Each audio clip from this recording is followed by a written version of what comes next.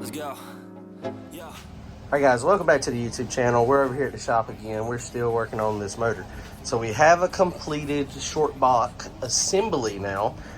Pistons come clean. They just had a little bit of oil and combustion on them.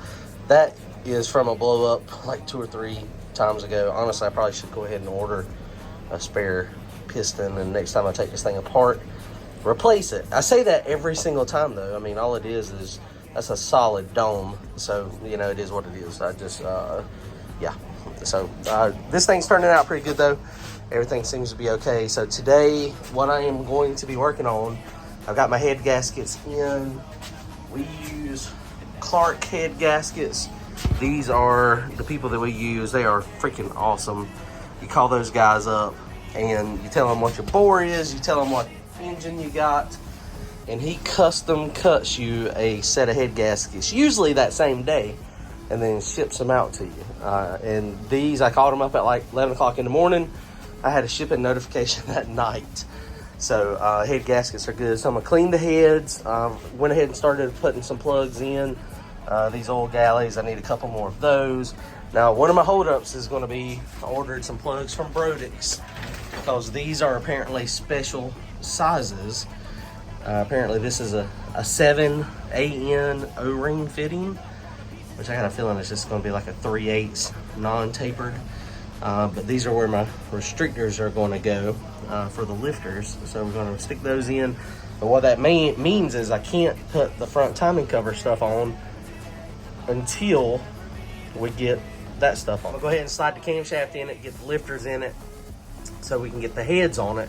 And then we'll degree the camshaft. Usually we have a tool that we slide down in here, but the problem with that is I'm not going to be able to do that. Actually, I may be able to do it. Maybe I can do. No, I ain't gonna be able to do it. I ain't gonna be able to degree the camshaft with our tool like normal. So I'll just have to use on the. I have to come up with how to do it with the head on it, because I need to. I mean, I've got things I got to do. We're racing this coming weekend, hopefully, at Battle of the Beach in North Myrtle Beach. They're racing. If I can get this thing in the car and ready to go, then I will be racing. So I went ahead and got a plug out of that. I've got to get my feeds. I got to get this off my old block. I still have a lot to do today. So the goal today, we'll slide the camshaft in it. This camshaft, I'll show you the specs. These are the specs for it.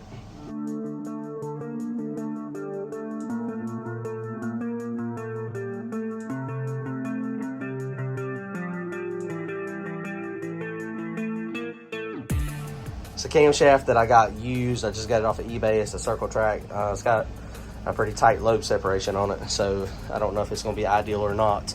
Luckily, this motor at 40 pounds of boost, it's got like 42, 43 pounds of back pressure. Now that was with the other camshaft, so I mean, this one may not be good. Richard Holdner and some other people, they've said lobe separation sometimes doesn't make as much of a difference. Overlap on this one is kind of high from normal, but this thing ought to spool good. So that put me on my next thing. I'm trying to decide if I'm going to put my other stator back in. I don't know if I'm gonna put it in or not. It's still here. Since it should have more bottom end with this camshaft, it should be a little more torquey. I mean, it might spool fine. Just don't know when I'm gonna have a chance to get the dump valves on. I don't know if I'm gonna be able to get those on this week or not. So, all right, let's get busy. Let's get the heads on it. Put the head studs in it. Bolt the heads on it. Get the cam in it. Get the lifters in it. And then bottom end, I got to put an oil pump on it. I took this oil pump apart over here, and I was going to reuse it. It doesn't have much. It ain't got but a year and a half on it.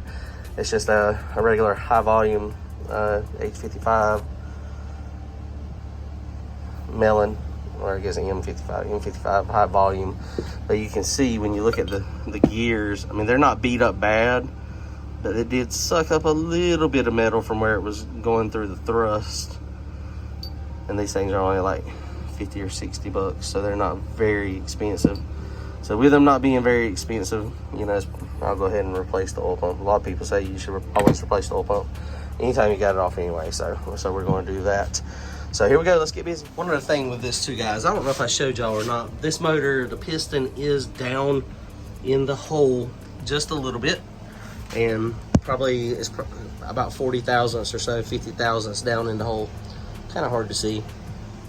but I did order a little bit thinner head gasket than last time to compensate for that. Instead of putting a 70 thousandths, I'm putting a 50 thousandths gasket on it. The compression is going to be a tad lower, but it'll be opening up some of the quints in the head, so I should be able to give it just a little bit more timing to kind of make up for it. All right, guys, well, one of the things I was not thinking about is I am not going to be able to put the camshaft in because I forgot with this belt drive system, the camshaft goes in after the front cover is on. But I was just putting these two camshafts up there. This is my old one, this is my new one. And you can see the difference in the actual core sizes here is pretty decent. And it's actually, that step from there to there is the difference. But the big thing is the actual size of the camshaft, the core. This is, I think they call a 900 base circle. That's probably a 1 inch, a little bit over 1 inch. And basically this is for like if you have a really big stroke or if you got a non-raised cam block, you know, the rod gets pretty close to the camshaft sometimes. So that's how they fix it. So with this bigger core, it's going to potentially alter my push rod length, because now instead of the lifter going further down and being on the base circle, it's going to be a little taller. Now we do have a little bit more deck height. I don't know if I'm gonna have enough clearance to make it work, so I may have to order push rods as well. I was hoping I was not gonna have to. Maybe we get lucky and we don't have to, but in order to check it, I am gonna have to slide the camshaft in there, have the heads on it, and then at least partially assemble the valve train so that we can check for push rod length. Because if I need to order push rods, I need to get those ordered like right now. I need to order those tomorrow, and they're hopefully CV Products will have them in stock in North Carolina, and I can have them in a day. So that's keeping let's hope anyway. It's keeping our fingers crossed. Okay, so let's I guess we're gonna go ahead and put the heads on it then. All right, guys, she's starting to look like something now. Went ahead and put all the head studs in it. These things are, I should have showed you before I screwed them all the way in. These things have a ton of thread in the aluminum block. It's a coarse thread. It's got like a little point on the end of them too. So they are specific head studs, specific for your block. So if you get an aluminum block. But this is the reason we generally don't have head gasket issues. There are 17 head bolts per each side. That's a ton. So I did go ahead and slide the lifters in it. The cam is in it just temporarily because I do want to go ahead and get the heads torqued down. And I don't know, I should be able to get the lifters out, but I just wanted to make sure that they're in the holes. Worst case scenario, if you know, I might have to pull this cam back out obviously when I do all this stuff in the front. But worst case scenario, heads are on it, and if I can't get the lifters out, then to pull the cam out, that's easy enough. You can just pull them up high enough and, you know, they'll stick up, or either you can stick something in them to make them so that they'll stay up so you can slide the camshaft out. But I do want to get the heads bolted on it tonight, so we'll have a long block when I get finished here in just a few minutes. So I am using the gaskets for the water, so I am going to put a little bit of silicone. We'll clean this real good, and I just put a little bit of silicone in between around all the water jackets on the gaskets, and then that way hopefully we'll get a nice good seal. So hopefully it won't be too bad. All right, let's put the heads on it real fast.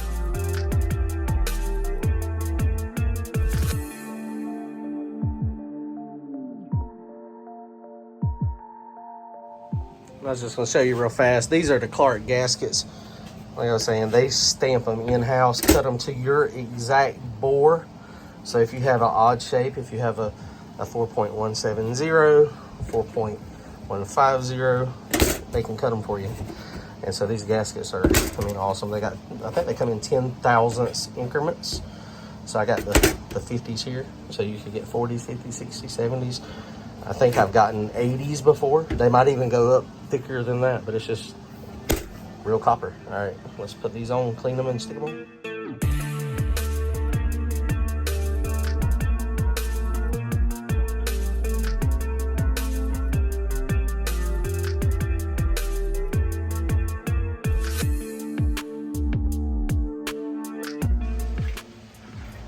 Boom, y'all, we got both heads on. Rocker arm, checking push rods. they are too long. And these that I have, these are 3/8 inch thick wall, 7.55, 135. We need 7.450. Brian just got his checker, and we could probably make a 7.500 work, but it might be a little close. So we're gonna get some push rods ordered up tomorrow. And the difference, I mean, the block's different, of course. We got the heads, the deck height is a little bit different thickness head gasket. So all that's playing a little bit into it. But the biggest thing is when I had that cam side by side, you can see the cores, the bigger core for this one, the base circle is bigger. So that means the lifter is further up in the hole or out of the lifter valley.